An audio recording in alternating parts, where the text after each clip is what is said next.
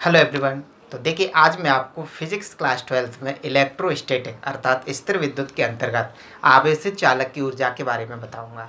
लेकिन अभी तक आपने मेरे चैनल को सब्सक्राइब नहीं किया है तो उसे सब्सक्राइब कर लें, बेल आइकॉन दबा दें जिससे आने वाली वीडियो की नोटिफिकेशन सबसे पहले आपको मिले। तो चलिए अब हम स्टार्ट करते हैं। तो देखिए, आज का हमारा टॉपिक है आवेशित चालक की ऊर्जा। यानी कि जब कोई चालक को आवेशित किया जाता है तो वो आवेश ऊर्जा के रूप में किस प्रकार परिवर्तित होता है उसके बारे में हम अध्ययन करेंगे। फॉर एग्जाम्पल, ये कोई चालक है और ये एक स्टैंड पर रखा हुआ है। प्रारंभ में इस चालक पर आवेश है 0, तो इसका विभव भी कितना होगा? 0 ही होगा। जैसे जैसे हम इसको आवेश देते जाते हैं इसका विभव बढ़ता जाता है। मान लीजिएगा कि इसको हमने आवेश दे दिया 0 से बढ़ाकर कितना Q कर दिया, तो इसका विभव भी 0 से बढ़कर कुछ हो जाएगा। मान लीजिए 0 से बढ़कर इसका विभव हो गया V। कितना आवेश दिया हमने इसको? +Q।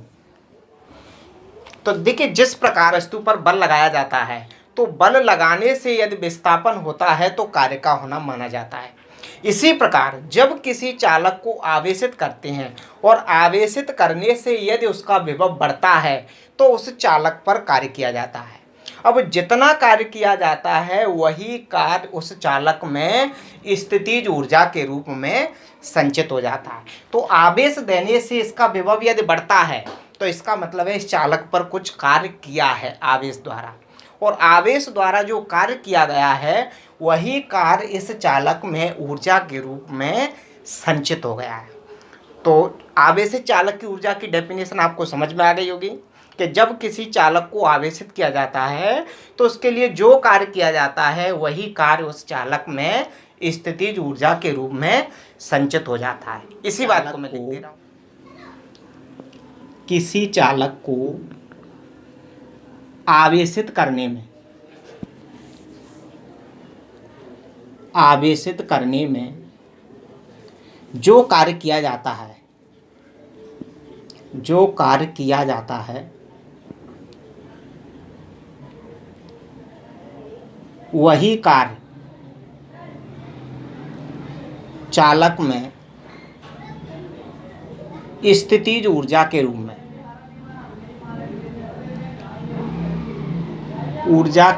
में संचित हो जाता है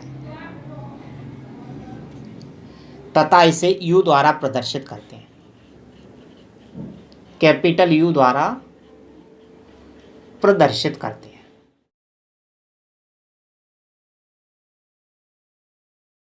ये तो हमारी क्या हो गई? चालक की स्थितिज ऊर्जा की डेफिनेशन। अब जब इस चालक को आवेशित किया जाएगा तो ये जो आवेश दिया जा रहा है वह आवेश उस चालक को एक साथ नहीं दिया जा सकता है। वह आवेश उस चालक को टुकड़ों के रूप में दिया जाता है, धीरे धीरे दिया जाता है। तो जैसे जैसे हम उसको आवेश देते जाएंगे उसका विभव बढ़ता जाएगा। जैसे फॉर एग्जांपल, जब हम किसी बैटरी को चार्ज करते हैं तो एकदम से उसको चार्ज नहीं कर सकते हैं, उस पर जो चार्ज है वो धीरे धीरे जाता है। तो बैटरी को चार्ज होने में कुछ समय लगता है, घंटे 2 घंटे और ज़्यादा भी लग सकता है। तो इसी प्रकार से हम किसी चालक को आवेश एक साथ नहीं दे सकते हैं बल्कि उसको छोटे छोटे टुकड़ों में देते हैं। तो इसी बात को मैं लिख दे रहा हूँ। जब किसी चालक को आवेशित किया जाता है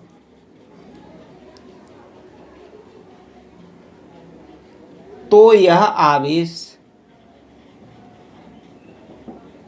उसे एक साथ नहीं दिया जा सकता,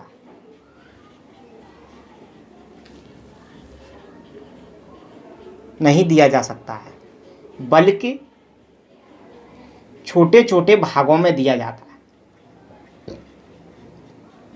छोटे छोटे भागों में दिया जाता है। ठीक है, तो ये बात आपको समझ में आ गई होगी कि एकदम से हम उसको आवेश नहीं दे सकते हैं। माना प्रारंभ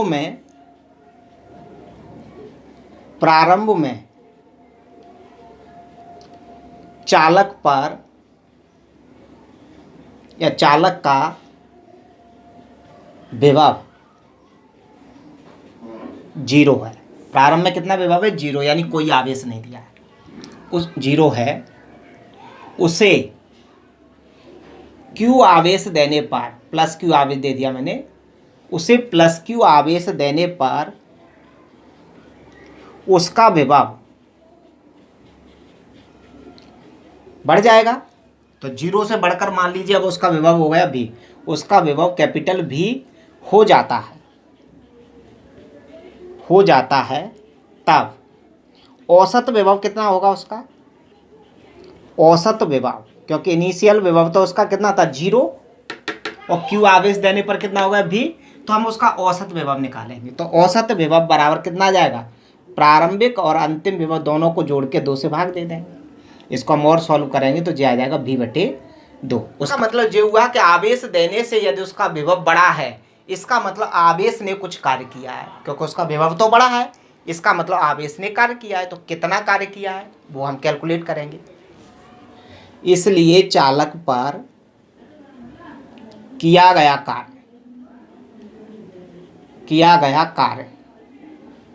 कार्य बराबर क्या होता है? बल इंटू विस्थापन। तो किया गया कार्य बराबर, देखिए यहाँ पर क्या हो जाएगा, देखिए डेफिनेशन होती है कार्य बराबर बल इंटू विस्थापन। जब किसी वस्तु पर बल लगाने से विस्थापन होता है तो बल और विस्थापन के गुणनफल को कार्य कहते हैं।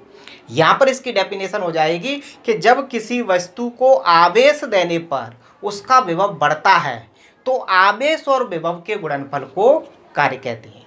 ठीक है, तो क्या हो जाएगा? किया गया कार्य बराबर आवेश गुणित विभव।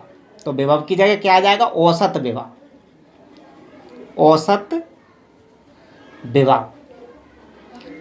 कार्य को हम W से लिखते हैं तो ये आ जाएगा W बराबर आवेश कितना दिया? Q, और औसत विभव कितना है उसका? V/2। तो W बराबर कितना आ जाएगा?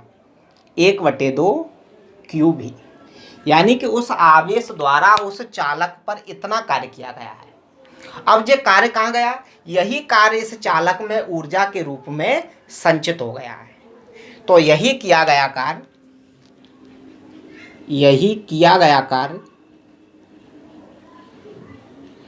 कार्य चालक में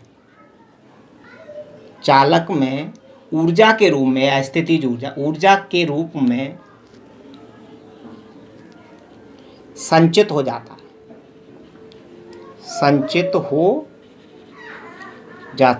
तो J क्या हो जाएगी? ऊर्जा हो जाएगी। इसलिए इसको हम किसके बराबर लिख देंगे? U के बराबर, क्योंकि ऊर्जा को किससे लिखते हैं हम? U से। तो U बराबर कितना हो जाएगा? 1/2 QV। तो J हमारा फॉर्मूला जो आ जाता है, ये किसका फॉर्मूला है? आवेशित चालक की ऊर्जा का। तो आवेशित चालक की ऊर्जा का ये फॉर्मूला निकल के आ जाएगा U बराबर 1/2 QV, यानी कि आवेश और विभव के पदों में आ चुका। लेकिन इसको हम धारिता और विभव के पदों में लिखें या धारिता और आवेश के पदों में लिखें तो इसको हमें थोड़ा सा और आगे बढ़ाना होगा। ये फॉर्मूला आप जानते हैं, Q बराबर CV होता है। तो Q की वैल्यू हम क्या कर दें? इसमें रख दें। Q का मान समीकरण 1 में रखने पर, तो जब ये वैल्यू हम समीकरण 1 में रखेंगे तो क्या आ जाएगा? U बराबर 1/2, Q की वैल्यू रख दी मैंने CV और V पहले से मौजूद है, तो U बराबर आ जाएगा 1/2 CV²। तो ये भी हमारा आवेशित चालक की ऊर्जा का फॉर्मूला है, ये समीकरण नंबर 2 हो जाएगा। लेकिन ये किसके पदों में? धारिता और विभव के पदों में। जी हमने Q की वैल्यू रखी, ऐसे V की वैल्यू भी रख सकते थे, V को हटा दें तो V का मान भी हम निकाल के रख सकते हैं। इसी प्रकार जैसे हमने Q का मान रख दिया था तो Q हट गया, वैसे हम V का मान रख दें एक बार। तो इसी प्रकार V बराबर क्या होता है? Q/C, चूँकि फॉर्मूला तो यही होता है ना, Q बराबर CV। यहाँ से V की वैल्यू निकालेंगे तो Q/C आ जाएगी। तो ये V का मान या तो हम इस समीकरण में रख दें या V का मान इसमें रख दें, किसी में भी रख सकते हैं। मैं एक में ही रख दूँ, V का मान समीकरण 1 में रखने पर, जब ये वैल्यू मैं समीकरण 1 में रखूंगा तो क्या आ जाएगा? U बराबर 1/2 क्यू और भी की वैल्यू रख दी मैंने Q/C। इसको मैं और सॉल्व करूँगा तो U बराबर आ जाएगा 1/2 Q² C। तो ये भी हमारा आवेश चालक की ऊर्जा के लिए फॉर्मूला आ जाएगा। ये समीकरण नंबर 3। तो आवेश चालक की ऊर्जा के 3 फॉर्मूले आ गए। एक तो समीकरण 1 में आ गया, एक समीकरण 2 में और एक समीकरण 3 में। समीकरण 1 में आया है वो आवेश और विभव के पदों में है। समीकरण 2 में आया है वो धारिता और विभव के पदों में है। समीकरण 3 में जो आया है वो आवेश और धारिता के पदों में है। तो जैसी हमें ज़रूरत पड़ेगी हम उस वाले फॉर्मूले का यूज करेंगे। तो इस तरह हम आवेश चालक की ऊर्जा ज्ञात कर सकते हैं। नीचे इस बात को लिख सकते हैं कि समीकरण 1, समीकरण 2 व समीकरण 3 आवेश चालक की ऊर्जा के लिए व्यंजक है। यदि आपको मेरा वीडियो पसंद है तो मेरे चैनल को सब्सक्राइब करें, वीडियो को लाइक करें, कमेंट करें, दोस्तों में शेयर करें। तब तक गुड बाय, टेक केयर। मिलते हैं फिर नई वीडियो में। Thank you.